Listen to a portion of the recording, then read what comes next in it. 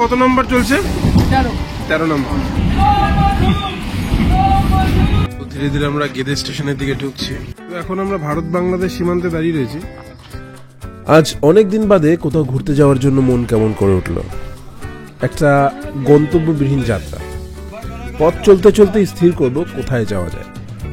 Barasat station থেকে ঠিক করলাম বনগাঁও যাব, কিন্তু বনগাঁ লোকাল লেট হওয়ার জন্য আমরা হাবড়া লোকালে উঠে পড়লাম। ঠিক করলাম হাবড়ায় নেমে বনগাঁ লোকালের জন্য অপেক্ষা করব, কেননা হাবড়া লোকাল ফাঁকা ছিল। এখন আমি সুজন আর সায়ন তিনজন আছি হাবড়া স্টেশনে। বারাসাত থেকে ট্রেন ধরে এলাম। এবার এখানে নেমে কিছুক্ষণ ওয়েট করে বনগাঁ লোকাল ধরে আমরা বনগাঁ যাব। ব্লগ করছি।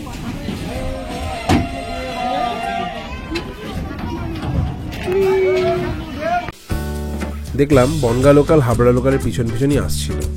যাত্রা শুরু করলাম, কিন্তু যাত্রা শুরু করার আগে ঠিক করলাম আমরা লেবু কিনবো। এই রাস্তায় বেরালে কত মানুষ চেনা যায়, কত কাহিনী তাদের, কত কাণ্ডা কারখানা। আমরা মসলন্দপুর স্টেশনে আছি, আর মসলন্দপুর হচ্ছে সায়নের বাড়ি। তাও বাড়ির পাশ থেকে ওর চলে যেতে মন কতটা খারাপ হচ্ছে না মন কতটা খুশি হচ্ছে সেটা ওই বলতে পারবে।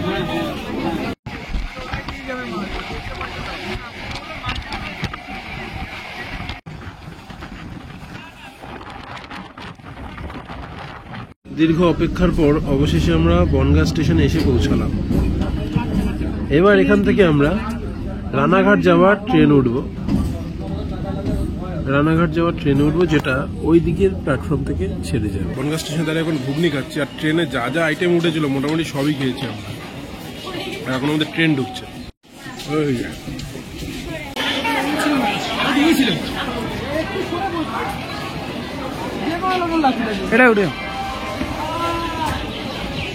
রানাঘাট যাওয়ার পথে ট্রেন লাইন এখনো সিঙ্গেল, মানে এই লাইনে এখনো ক্রসিং হয়। তবে এই রাস্তা সম্পূর্ণ গ্রামগঞ্জের মধ্যে দিয়ে যায়। দুই পাশে 12 মাসেই চিরহরিত।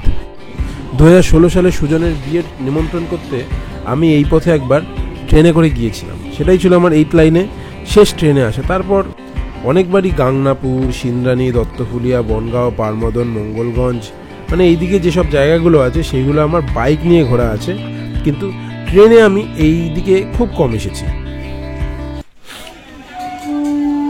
14 পিস ফুচকা 10 টাকা। এই যে ফুচকার দোকানটা, এখানে 14 পিস ফুচকার দাম 10 টাকা, যেখানে আমাদের বারাসাতে কলকাতা দিয়ে 6 পিস 10 টাকা। একদম গোপালনগর স্টেশনের পাশেই বসেন।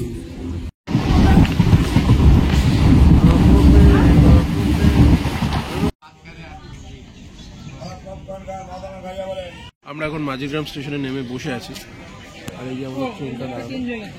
বনগাঁ থেকে রানাঘাট যাওয়ার এই লাইনটা সিঙ্গেল লাইন, সেই জন্য এই স্টেশনটায় ক্রসিং হবে। ট্রেন ঢুকবে অন্য লাইনে, তারপর লাইন ক্লিয়ার হবে, তারপরে এই ট্রেনটা ছাড়বে। কত নম্বর চলছে? 13 নম্বর। বারাসাত থেকে ওঠার পরে লেবু পেয়ারা মাখা চলছেই। আজকে 1 জানুয়ারি, তোমাদের সবাইকে নতুন বছরের শুভেচ্ছা জানাই। হয়তো আজকে 2 তারিখ তোমরা ভিডিওটা দেখছো। এই বছরটা আশা করি তোমাদের সবার খুব ভালো কাটুক, সবাই নিজের পরিবারকে নিয়ে খুব ভালো থেকো, আর এক্সপ্লোর করো, চারিদিকে এক্সপ্লোর করো, ঘুরে বেড়াও, কেননা জীবনের আরেক নাম হচ্ছে ঘুরে বেড়ানো। আমরা রানাঘাট স্টেশনে ঢুকছি।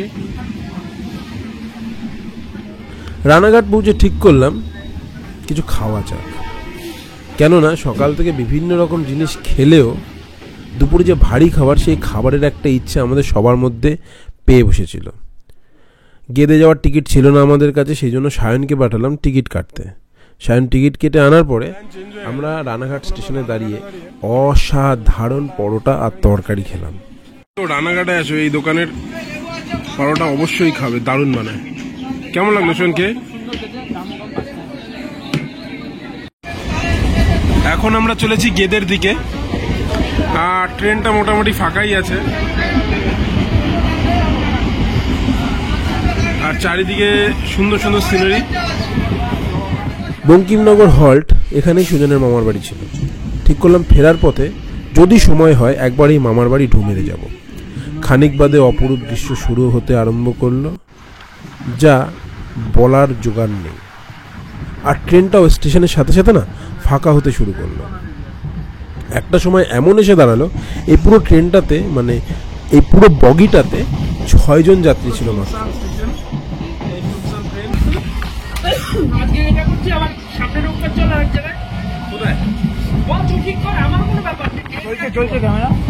মশাগ্রাম যাওয়ার খুব ইচ্ছা।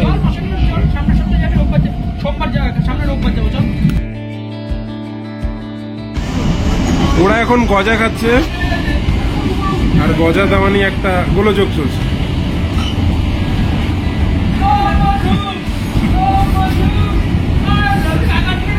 ধীরে ধীরে আমরা গেদে স্টেশনের দিকে ঢুকছি।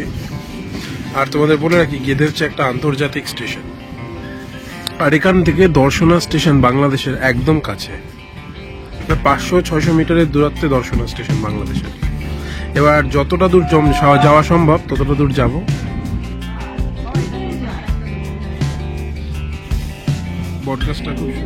গেদে স্টেশনে পৌঁছে আমাদের স্কুলের এক বান্ধবীকে ফোন করলাম, যার নাম ছিল চুমকি। সে বিএসএফে চাকরি পাওয়ার পর অনেক দিন এইখানেই পোস্টিং ছিল। সে আমাদের জানালো যে আমরা কোন পথে গেলে কাঁটাতারের খুব কাছে যেতে পারবো এবং সেখানে দৃশ্য মাধুর্যও খুব সুন্দর। জিনিস বলি তোমাদের, গেদে হচ্ছে ভারতবর্ষের একটা অন্তিম স্টেশন। এখানেই ভারতবর্ষের সীমান্ত শেষ এবং বাংলাদেশের সীমান্ত শুরু হচ্ছে, কিন্তু রেল লাইন শেষ হচ্ছে না। রেল লাইনের ওই পাশেই রয়েছে বাংলাদেশের দর্শনা স্টেশন। সেখান থেকে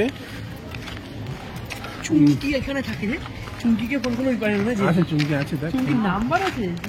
এই রাস্তাটা চলে গেছে দর্শনার দিকে। দেশি মুরগি নিয়েও মাসিও মাংস রান্না করে। আর সুজন এখানে দেশি মুরগি, মামা বাড়ি যদি যার পাশে যাই, কাঠের জালে দেশি মুরগি, স্টিমেলা আর ভাত, ভাত আবার রুটি, গরম গরম সরু সরু চাল হবে না, গ্রামের যে চালগুলো।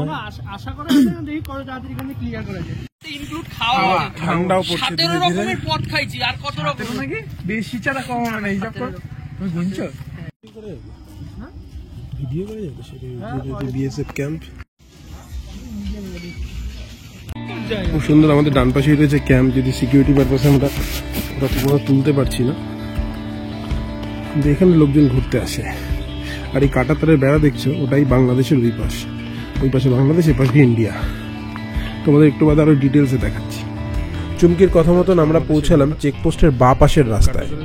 এখানে অনেক ভ্রমণার্থী চোখে পড়লো, যারা কাঁটাতারের সামনে দাঁড়িয়েই ছবি তুলছে। এখান থেকে পাসপোর্ট ভিসায় 2 দেশের মানুষ আসা যাওয়া করছে, কিন্তু সেই এলাকায় সাধারণ মানুষের যাওয়া নিষিদ্ধ। চাষাবাদের জন্য চাষিরা কিছু কিছু এলাকায় যায় নিজেদের আধার কার্ড বা ভোটার কার্ড জমা রেখে।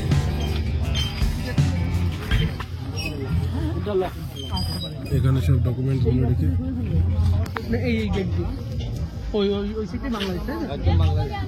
সানি দেওয়াল এখানেই শুটিং করেছিল। ওই যে ওইটা ধরে শুটিং করেছিল, কি বিশাল সবাই ছবি তুললো একটু করে। দেখবে সানি দেওয়ালটা ধরেছিল,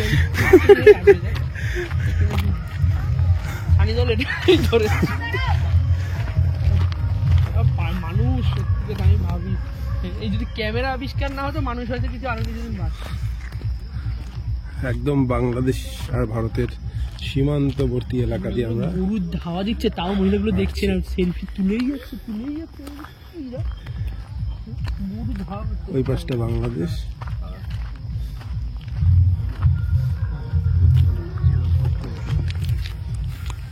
এদিক যাওয়া যাবে তো, বাংলাদেশের দিকে যাওয়া যাবে এদিক? না না, টাকা নেই। রানাঘাট গোবর টাকা খুব বেশি না, বনগাঁ যাবো মনে হচ্ছে। কি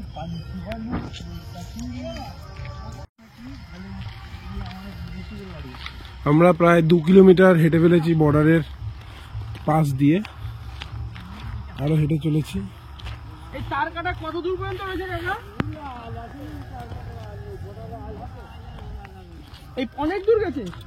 আপনারা গেছেন ওই পাশে? এখন আর যেতে যায় না। এই তার কাটা এখন হয় তার আগে, তাই তো?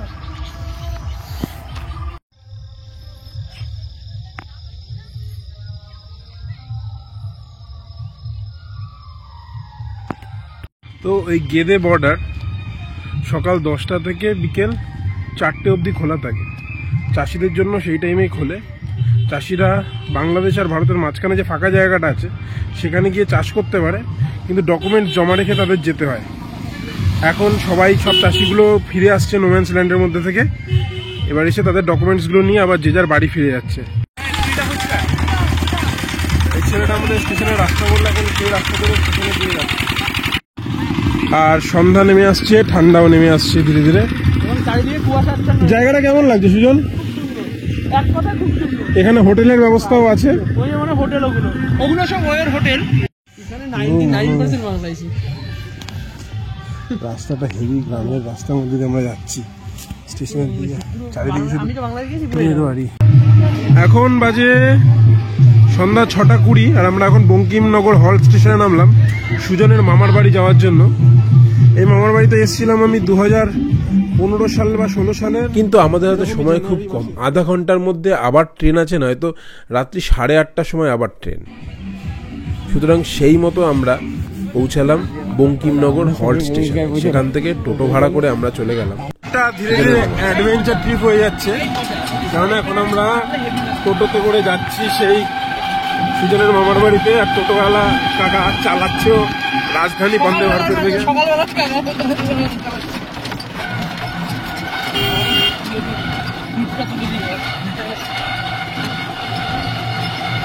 আর এখানে 2-1 দিন থাকলে তবেই মজা হয়।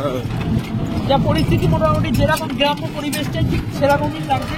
লাইটটা জ্বালাই, ওরা কিছু দেখা যাচ্ছে মানে রাস্তায় লাইট নেই, যেটা সুন্দরবনে এখনো হয়ে গেছে, কিন্তু এখানে রাস্তায় লাইট নেই। ল্যাম্প পোস্ট আছে, ল্যাম্প পোস্টে ল্যাম্প নেই। বাড়ি বাড়িতে হয়তো আলো আছে, কিন্তু রাস্তাঘাট যে গ্রাম্য ভাবটা সেইটা আছে, যদিও পিচের রাস্তা। এটা একটা ভালো সাইন, রাস্তায় লাইট নেই অথচ পিচের রাস্তা।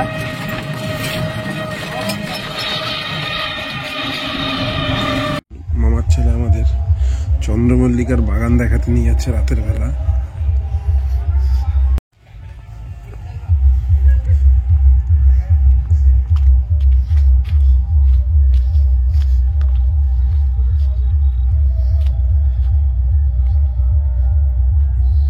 দিনের বেলা আসলে খুব ভালো লাগতো দেখতে। লাইট দিয়েছে এলইডি, এলইডি দা ওটা কি? ওটা রজনী। দেখতে বঙ্কিমনগর হল স্টেশনে আবার চলে এসেছি। বর্তমানে সুজন ওই পাশে রয়েছে, টয়লেটে গেছিল। আর আমার হাতে রয়েছে এটা কি জানি ফুল গাছ, চন্দ্রমল্লিকা গাছের চারা। আর সায়নের হাতে রয়েছে এক থাক চন্দ্রমল্লিকা। সুজনের মামার ছেলে চন্দ্রমল্লিকা চাষ করে, সেখান থেকে আমাদের দিল। কিন্তু সবচেয়ে বড় ব্যাপার যেটা হচ্ছে, আমরা এই ট্রেনটা যদি ধরতে পারি তাহলে বনগাঁ থেকে আমরা 7:45 ট্রেনটা ধরতে পারবো। আর আমরা এইটুকু টাইমের মধ্যে যে কি দৌড়ালাম তোমরা ধারণা করতে পারবে না। এখান থেকে ওখানে, ওখান থেকে এখানে, তাড়াতাড়ি। এর মধ্যে আবার চাউমিনও খেয়েছি আমরা ওদের ঘরে বসে। মানে খুব দ্রুততার সাথে সব কাজগুলো হয়েছে। আর এখন আমরা এই বঙ্কিমনগর হল স্টেশনে আছি। এবার ধরবো রানাঘাটের ট্রেন। আসার জন্য আমরা চারিদিকে পিকনিক হচ্ছে আজকে। তারপরে জানুয়ারি ব্যাটারিও ট্রেন হতে থাকলো, কারণ সারাদিন কোনো খোঁজ করার পরে না ধরতে পারলে আমার ফোনের ব্যাটারি থেকে আমরা ট্রেন পাবো না ঠিক টাইমে। ধীরে ধীরে ফুলগুলোকে জাপটে ধরে ঘুরিয়ে পড়লাম। আর ট্রেন এসে পৌঁছলো বনগাঁয়, এবং বনগাঁ থেকে তারপরে আমরা বারাসাতে দিকে ট্রেনে উঠলাম। অনেকদিন বাদে বেরিয়ে খুব ভালো লাগলো। আর এই ভিডিওটাও তোমাদের জন্য বানিয়ে আমার খুব ভালো লাগলো। যদি ভিডিওটা তোমাদের ভালো লেগে থাকে তাহলে অবশ্যই একটা লাইক করো, শেয়ার করো। আর যারা নতুন তারা please subscribe. Keep loving, keep supporting.